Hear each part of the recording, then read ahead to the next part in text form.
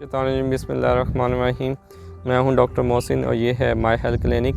अच्छा, एक सवाल जो अक्सर अफराद के जहन में आता है कि जब भी किसी को चोट लगती है तो वो भागता हुआ अस्पताल का रुख करता है कि जी डॉक्टर साहब टेटनस का इंजेक्शन लगा दें, टेटनस का इंजेक्शन लगा दें। तो इस वीडियो के अंदर हम बात करेंगे कि क्या टेटनस का इंजेक्शन क्यों लगाया जाता है और कौन सी सूरत होती है कि जिसके अंदर ये लगाना ज़रूरी होता है, और अगर ना लगवाएं तो फिर इसका नुकसान क्या होता है।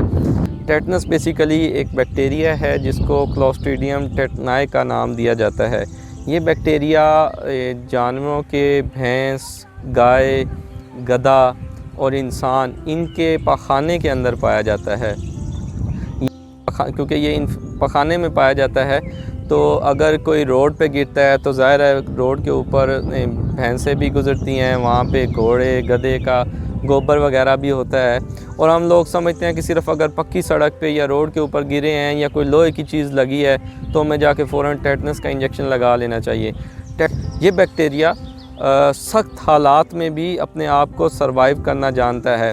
अगर ये बहुत ज़्यादा गर्मी हो या वहाँ पे इन्वायरमेंट फेवरेबल ना हो तो ये स्पोर्स प्रोड्यूस करता है। स्पोर्स जो हैं वो किसी भी सूरत हाल को बर्दाश्त कर सकते हैं, वो तेज़ गर्मी हो या सर्दी हो, किसी तरह का भी सूरत हाल हो, तो स्पोर्स 10-10 साल तक रह सकते हैं। तो अगर एक जगह पे या एक रोड के ऊपर अगर कहीं पे गोबर लगा था और वहाँ पे स्पोर्स हैं और एक इंसान गिरता है और उसको ख़राश लगती है या वो जिल्द के ज़रिए पहले से ही ज़ख़म है और उसके लग जाता है, या वो लोग जो गोबर को हैंडल करते हैं या दूसरे कुछ इसके रिलेटेड काम करते हैं, जैसे खाल के साथ होते हैं और वहाँ पे गोबर की सफाई करते हैं, भैंसों को नहलाते हैं या दूध दोते हैं, तो अगर उनको भी ये लग जाता है, उनका ज़ख़म है हाथ पे या किसी भी जिस्म के हिस्से पे ज़ख़म है, तो अगर ये लग जाए तो वो टेटनस का शिकार हो सकते हैं। अब अगर सवाल ये पैदा होता है कि अगर टेटनस का ये बैक्टीरिया अंदर जिस्म में दाखिल हो जाए तो ये क्या करता है। ये हमारे दिमाग से निकलने वाली रगें जिन्हें नर्व्स कहा जाता है, ये उनके ऊपर इफ़ेक्ट करता है और इनके होने की वजह से मुख्तलिफ़ सूरत हाल का सामना करना पड़ता है। ख़ास तौर पे ये चेहरे के ये जो आईलिड्स हैं ये ऊपर हो जाते हैं, इसके अलावा आंखें बाहर निकल आती हैं, मुंह पीछे, होंठ अंदर की तरफ हो जाते हैं और दांत बाहर निकल आते हैं। तो इसके अंदर ये आप तस्वीर में भी देख सकते हैं कि इस तरह की सूरत हाल होती है। और ये नर्व जब ज़्यादा इन्वॉल्व करते हैं तो जो कमर के पट्टे हैं, एरेक्टर स्पाइनी जिनको कहा जाता है, वो भी खिंचते हैं और खिंचने की वजह से इंसान की शक्ल कुछ इस तरह से हो जाती है। तो ये हमारे यहाँ क्यों फैलता है? आम तौर पर देहातों के अंदर जब भी बच्चा पैदा होता है तो उसकी नाफ जब काटते हैं तो उसके ऊपर गोबर लगा देते हैं, या वो गंदे औजार से दरांती के ज़रिए से भी नाफ को काट रहे होते हैं, या ज़ख्मों के ऊपर ख़ास तौर पे ये गोबर का इस्तेमाल करते हैं कि जी जैसे पौधों में ये खाद के तौर पे काम करता है, इसी तरह इंसानों में भी ये खाद के तौर पे काम करेगा, जबकि ऐसा नहीं है। इसकी वजह से ये टेटनस फैलता है और अगर औजार गंदे हों या उनके ऊपर टेटनस का हो तो ये इन्फेक्शन तब भी हो जाता है। और इसकी सूरत हाल मिलती जुलती ऐसी है जैसे किसी को कुत्ते ने काट लिया हो, जैसे वो नर्व्स को डैमेज करता है रेबीज़, वैसे ही ये टेटनस भी पूरे जिस्म की नर्व्स को इन्वॉल्व करता है। वो चेहरे के भी हो सकते हैं और एट द एंड सांस वाली जो नाली है, सांस के लिए जो मसल्स है जिसको डायाफ्राम कहते हैं, उसको इन्वॉल्व करता है और उसके इन्वॉल्वमेंट की वजह से एट द एंड डेथ हो जाती है। तो इसके लिए ज़रूरी होता है कि जब भी किसी को ऐसा ज़ख़म लगे उसको अच्छा सा साफ़ करें, उसके ऊपर ढेर सारा पानी बहाएं, एटलीस्ट 1 बाल्टी भर पानी हो ताकि वो ऊपर अगर कुछ ज़रात हैं तो वो साफ़ हो जाएं, और उसके बाद फ़ौरन जो है वो इंजेक्शन लगाएं। इसकी इम्यूनाइजेशन 2 तरह की होती है। एक होती है एक्टिव, यानी हम इसको जिस्म को स्टिमुलस देते हैं और जिस्म उसके ख़िलाफ़ खुद से अपनी हिफाजत के लिए केमिकल प्रोड्यूस करता है, यानी उसकी वैक्सीनेशन हो जाती है। एक वो है कि जब इंसान के पास, क्योंकि ये 7 से 10 दिन का पीरियड लेता है जिसमें अपना ये काम करता है, क्योंकि इसका इंक्यूबेशन पीरियड 6 से 10 दिन है, यानी अपने आप को मैच्योर करने और इस काबिल करने के एक इंसान की जान ले सके 6 से 10 दिन का टाइम दरकार होता है। तो 6 से 10 दिन के अंदर इंसानी जिस्म अपने इसके ख़िलाफ़ अपनी एंटीबॉडीज़ नहीं बना पाता। तो इसके लिए ज़रूरी है कि पहले से ही इंसान के पास वैक्सीनेशन हो। तो जो हम खुद से करवाते हैं उसको एक्टिव वैक्सीनेशन कहते हैं, इम्यूनाइजेशन कहते हैं। और जब चोट लगने के बाद जो हमें इंजेक्शन लगवाया जाता है वो मसल्स के अंदर लगाया जाता है, तो टेटनस टॉक्साइड का, उसको हम पैसिव इम्यूनाइजेशन कहा करते हैं। ये इंजेक्शन इतना ज़रूरी है कि हमारे यहाँ प्रेगनेंसी के अंदर भी 16वें हफ्ते पे और फिर 20वें हफ्ते पे यानी 4 हफ्तों 1 महीने के गैप से ये इंजेक्शन लगाया जाता है।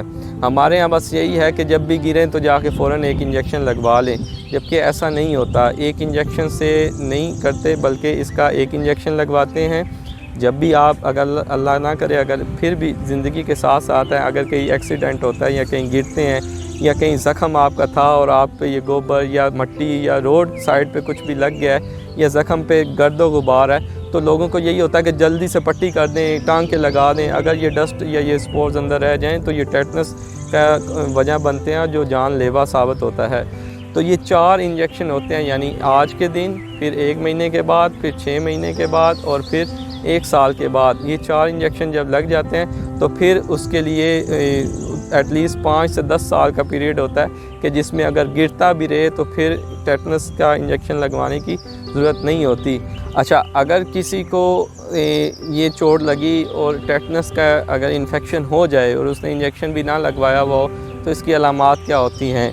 इसकी अलामात में वही है जैसे बाकी बैक्टीरियल और वायरल इन्फेक्शन होते हैं। सर का दर्द होता है, चिड़चिड़ापन आता है, उसके अलावा जिसे मुंह बंद हो जाता है, दांत तेज़ ज़ोर से वो बंद हो जाते हैं, जिसे हम उर्फ़ आम में दंदल पड़ जाना या मुख्तलिफ़ नाम देते हैं। अच्छा, जब इस तरह के मरीज़ को कौन सी चीज़ें हैं जो इसके लिए जानलेवा साबित होती हैं? एक तो ये है कि अगर क्योंकि ये नर्व पे डैमेज करता है, नर्व यानी कि जैसे नंगी तारें हों, तो कोई भी इसे अगर स्टिमुलस देता है, कोई तंग करता है या इरिटेट करता है, अगर टच भी करते हैं तो इसका ख़तरा होता है कि सांस वाले मसल जो हैं वो स्पैज़म में जाते हैं, सांस वाली नाली बंद हो जाती है और सांस बंद हो जाता है। उसके लिए अगर किसी को अगर इंजेक्शन लगाते हुए या नाक में खुराक की नाली डालते हुए भी बाज़ का स्पैज़म में जाते हैं और वेंटिलेटर पे डालना पड़ता है और वेंटिलेटर पे भी एट द एंड ज़्यादा चांसेस होते हैं कि डेथ हो जाती है। तो आपने देखा ये इतनी ख़तरनाक सूरत हाल, क्या बुनियादी एक ही चीज़ है कि लोग समझते हैं कि मैं तो सिर्फ़ कच्ची एक गांव के अंदर एक कच्चे रोड के ऊपर गिरा था, लेकिन उसको ये नहीं पता था कि टेटनस जो है वो कच्चे पक्के से ताल्लुक़ नहीं है, उसका ताल्लुक़ गोबर से और ये टेटनाई बैक्टीरिया से है और इसके स्पोर्स से है।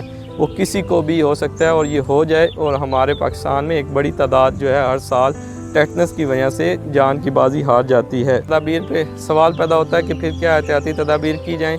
एक तो ये है कि कोशिश करें कि जब भी गिरें तो उस ज़ख़म को अच्छा सा साफ़ करें, पानी का इस्तेमाल ज़्यादा से ज़्यादा करें, ज़ख़म की सफाई का ख़ास तौर पे ख्याल है, उसके ऊपर पट्टी वगैरह अगर गंदा ज़ख़म है तो ना करें और फ़ौरन अपने टेटनस की इम्यूनाइजेशन का मेक श्योर करें कि वो लग जाए। इसको ये इन्फेक्शन हो जाए तो उसको एक आरामदेह पुरसकून जहाँ शोर शराबा या रोशनी या चमकदार जो झिलमिलाती लाइट्स हैं और पानी का भी शोर वगैरह, जैसे कुत्ते काटे का एक इंसान को रखा जाता है वैसे ही इसको पुरसकून माहौल में रखा जाता है, क्योंकि ये भी उसी तरह से नर्व को इरिटेट करता है। बाकी हाइड्रेशन, पानी का इस्तेमाल ज़्यादा करवाया जाता है और ताकत वाली चीज़ें दी जाती हैं जैसे सब्ज़ियाँ, फ्रूट या जूसेस वगैरह, ताकि वो इस कंडीशन को हैंडल कर सके।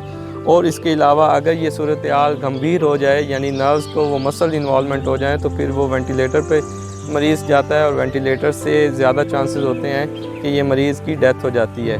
तो उम्मीद है कि ये हमारा मैसेज ज़रूर किसी के लिए फ़ायदा मंद होगा। इसके साथ डॉक्टर मोहसिन को दीजिए इजाज़त। अल्लाह हाफ़िज़।